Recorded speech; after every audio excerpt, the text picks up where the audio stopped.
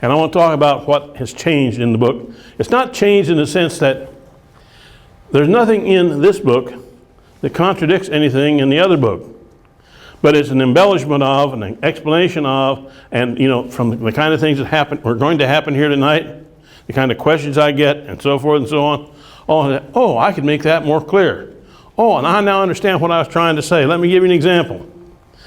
I used the word design in the first book. In fact, I talked about 10 design qualities, if you remember.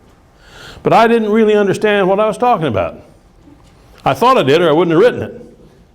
But no one was writing about design at the time that I coined that phrase. And in fact, I remember the struggle I had saying, what am I going to call this stuff? These 10 things that teachers ought to attend to. And finally, I called them design qualities just because I talked about them as strategies. And in an initial draft of the Blue Book, I had different labels, and it just didn't work. So I called them design qualities. But I didn't really know what I meant by design. About the time the book came out, in that first book, a lot of other people in a lot of other areas began writing about an awful lot about design. Now, architects have written about it a long time. But all at once, everybody was into design to the point that you now watch television.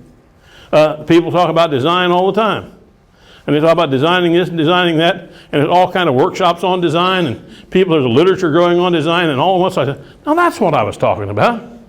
And so I began to talk about design qualities in a very different way. And if you read this book, you'll find I'm much more specific about what I mean about design.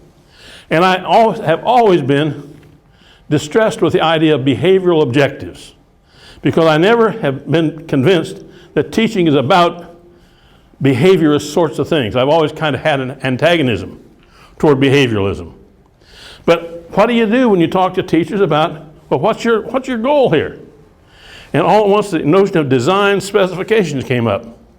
If you read this book, you'll see that I write an awful lot about design specification. I said, if you get to know the students and get to know their motives, then you can begin to design work that meets those motives, and that's what you have to specify in the process of figuring out how to design the work. The first thing that you do is take those 10 design qualities and you specify, what am I going to do about the content and substance?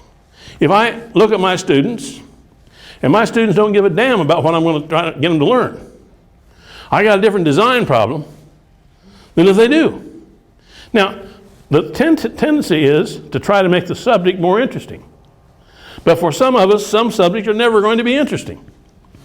So you have to make learning the subject necessary. And I don't mean necessary in the sense that I will compel you to.